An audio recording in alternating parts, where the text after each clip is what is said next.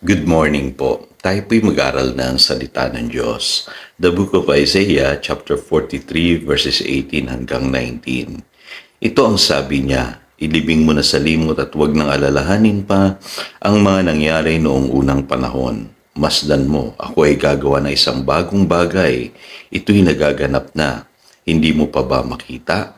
Gagawa ako ng isang daanan sa gitna ng disyerto at magkakaroon ng ilog sa lugar na ito. The God of Second Chances. Isa po sa nabasa ko pong quote ay ganito ang sinasabi. Never be a prisoner of your past. It was just a lesson, not a life sentence. So, totoo po ba ito? Pwede ba nating panghawakan itong quote na ito? Kailangan makita po natin yung biblical perspective kung paano po tayo mag-move on. Ano po? Kasi gamit na gamit po yung salitang move on. Ano po? Paano ba ang tamang pag-move on according sa Bible? So, unang-una po, dapat makita natin na kapag tayo ay nagkasala, o nagkamali sa buhay na ito, mahalaga na tayo'y magsisi. Ano po? So, hindi lamang lesson ang matututunan natin doon.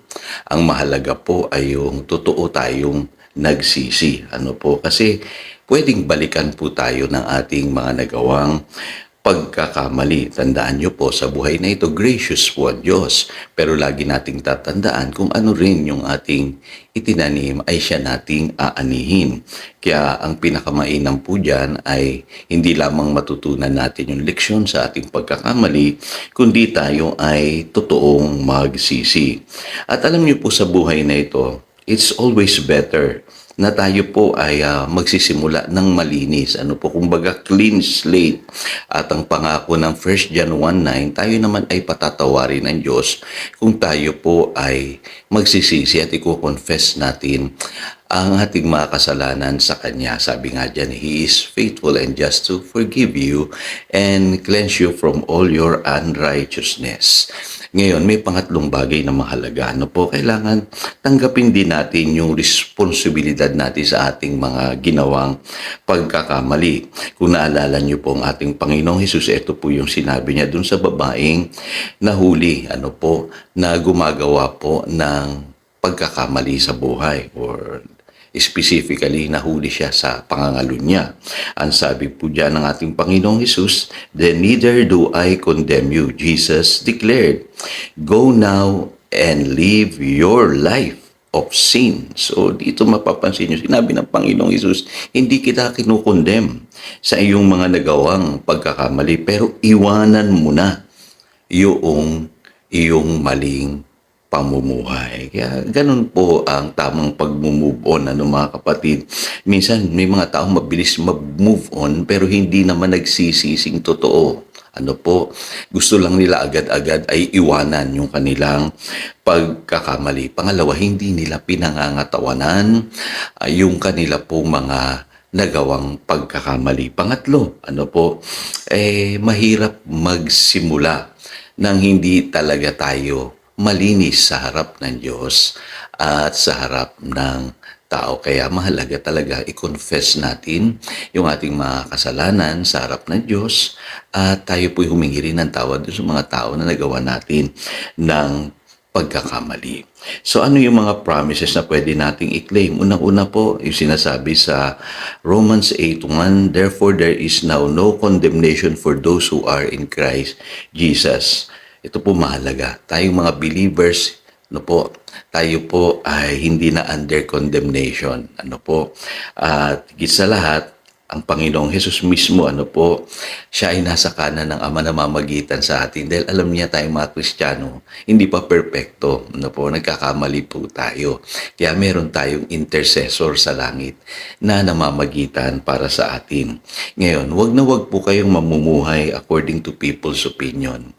At alam niyo yung mga tao, maraming masasabi yan, sasabihin nila, wala nang pag-asang magbago yan. Maraming magsasabi ng hindi maganda sa inyo, at hahatulan kayo, i-condemn kayo. Pero kayo po ay manatili sa pangako ng Diyos na kung ikaw ay na kay Kristo Jesus na there is now no condemnation. Pangalawa, ang Diyos po nililimot talaga ang ating mga kasalanan. Yan po ang pangako ng Hebrews chapter 8 verse 12. For I will forgive their wickedness and will remember their sins no more. Ano po? So, kalilimutan talaga ng Diyos ang ating mga kasalanan kung tayo ganap na nagsisi. Ano po? At panghuli yung binasa nating verse kanina, yung Isaiah 43 verses 18 and 19, ang Diyos po kaya niyang i-reset ang iyong buhay. Kaya huwag kang matakot na lumapit sa Diyos kahit ikaw ay nagkamali. Kaya niyang ayusin ang iyong buhay. Kaya kanyang bigyan ng second chance. Maniwala ka na meron tayong Diyos na nagbibigay ng pangalawang pagkakataon. Tayo'y manalangin. Dakilang Diyos, salamat sa iyong pangako na sa kabila na kami nagkasala at nagkamali, ikaw ay mapagpatawad. At kung kami magtatapat sa iyo, kung kami magko-confess ng aming mga kasalanan at magsisisi, ang sabi mo, Panginoon, kami iyong lilinisin sa lahat ng aming karumihan.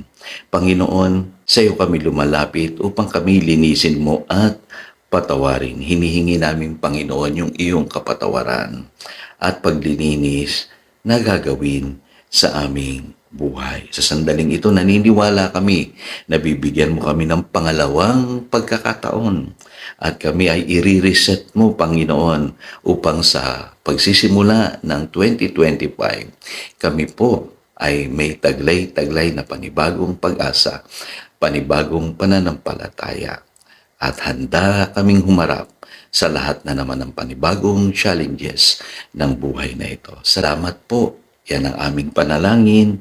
In Jesus' name we pray. Amen and amen. So again, ito si Pastor Jojo nagpapaalala upang daluyan tayo ng pagpapala, manatili tayo sa kanyang salita. Good morning.